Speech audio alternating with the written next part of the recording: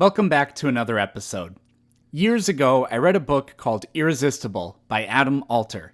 It's a book about addiction and how social media companies, streaming companies, games, and other digital technologies are designed to be as addicting as possible. I have decided to share what I learned about the science behind addiction with you. I will keep my focus on addiction and its biological connections and break this up into multiple episodes. Think of this as a crash course and my way of telling you what I think everybody should know about addiction. In this episode, I want to tell you what addiction is and how it happens. If you ask me, this is the best way to deal with a problem. People want to be educated. The Mr. Mackey approach of telling people drugs are bad is garbage. Yeah, it's true, but why should anyone believe you if you're not going to back up your claim?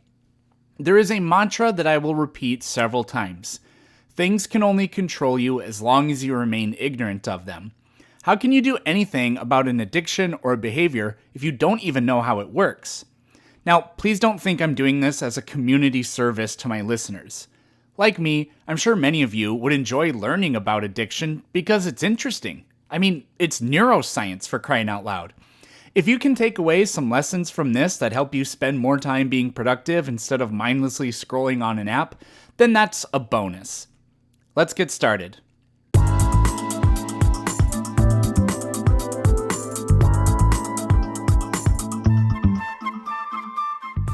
Before we begin today's episode, I want to tell you that if you like this content and you want to support me, there are links to my Patreon, Venmo, and more in the description on Spotify, or you can go to my YouTube channel and click in the link in the banner that says support the channel. You can also check me out on YouTube, Instagram, and TikTok. Just search Planet Peterson on those platforms. Okay, back to the episode. I want to let you know that I won't discuss neuroscience in this episode, not in depth. Addiction is sort of a process, and I'm going to try to explain that process in general terms and not focus too much on the names of regions in the brain and exactly what they're doing. In later episodes, I will talk about dopamine and some areas of the brain, but I'm no expert in those things, and I don't want to be misleading, so I'll try to make everything simple. Okay, on to the task at hand. Let's begin by discussing the relationship between the mind and the brain. The brain is responsible for our thoughts and actions, but we are not the brain itself. Rather, we are a product of our brain's functions.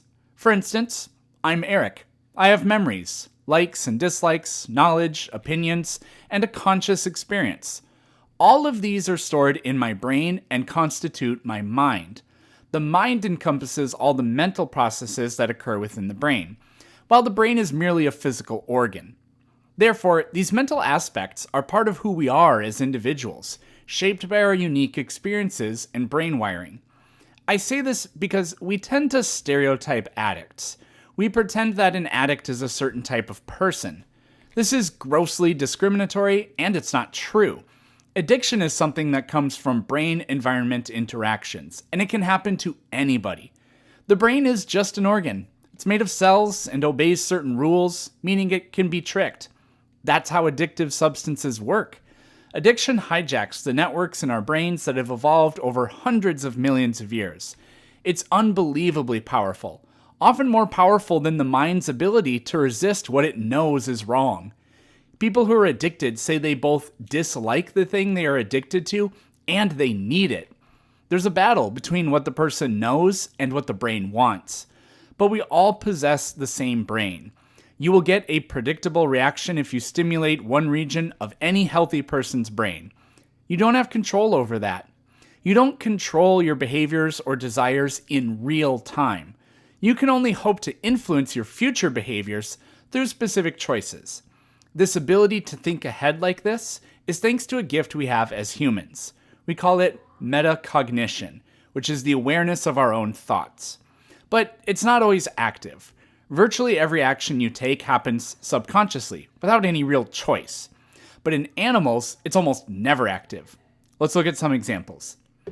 Peter Milner and Jim Olds performed operant conditioning experiments on rats in the 1950s. The rats would voluntarily push a lever, which gave them a shock through a tiny metal electrode implanted in their brain. This is not pleasant for the rats. The goal was to associate the lever with negative reinforcement. However, one rat pushed the lever more than 7,000 times in a 12-hour period. That's once every 5 seconds. The rat would not stop pushing the lever to eat or drink, and eventually the rat died of exhaustion. The electrode in the rat's brain was bent and contacted the brain's pleasure center.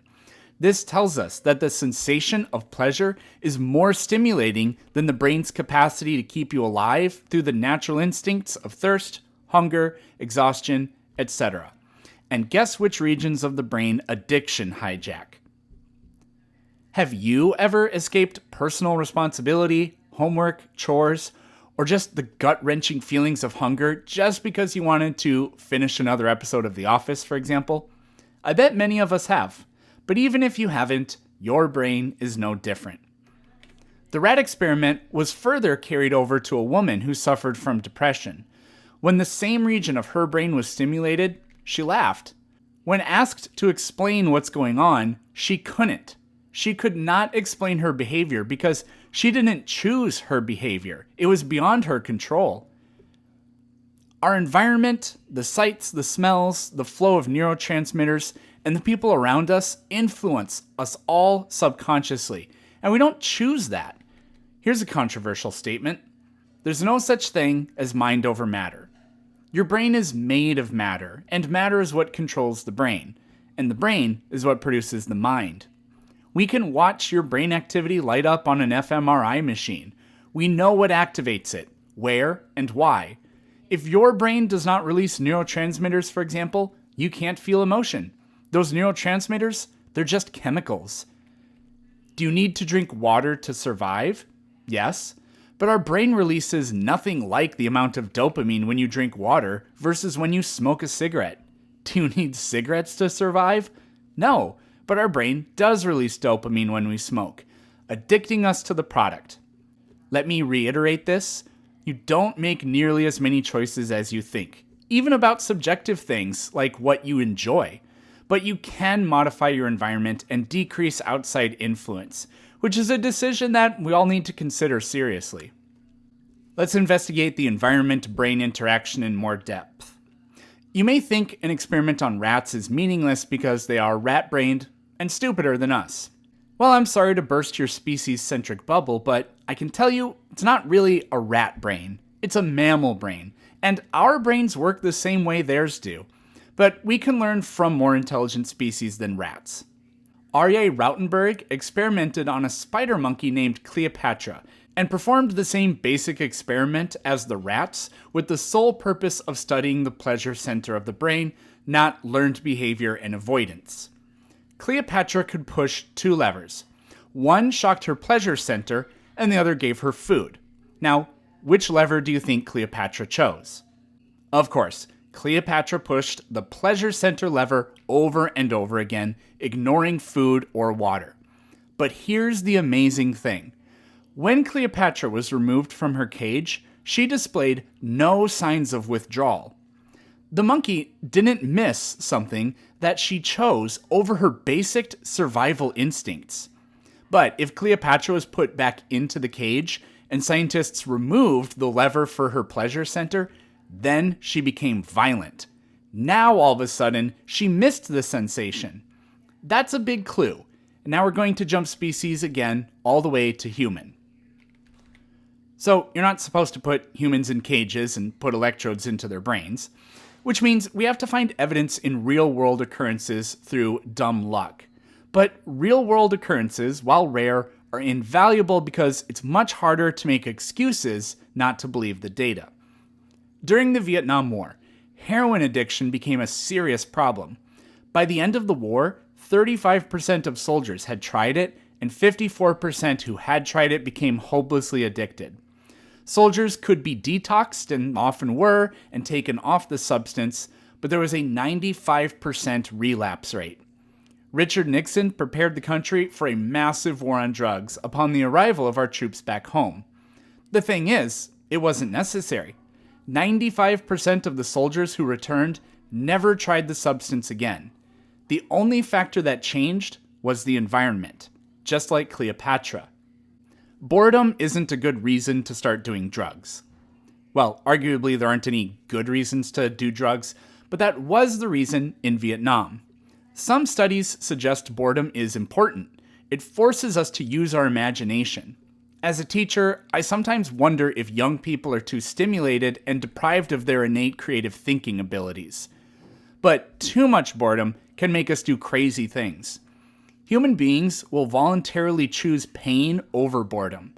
I've seen boredom experiments where subjects were told to sit in an empty room for 10 minutes.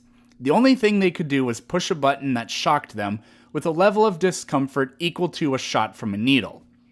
Now, nobody likes getting shots from a needle, but one subject, a man, obviously, shocked himself 190 times, once every 6 seconds. 2/3 of the men in the study and 1/3 of all the women chose pain over boredom at least once. So, why do I bring this up? Because war can be boring. Our ideas about war come from TV and movies, which do not reflect real life. We did not have the technology we do today during the Vietnam War. The Army did not know where Charlie would be, so we spread our resources everywhere we thought they might be. This left some people sitting, I'm not kidding, for years without ever going anywhere or doing anything.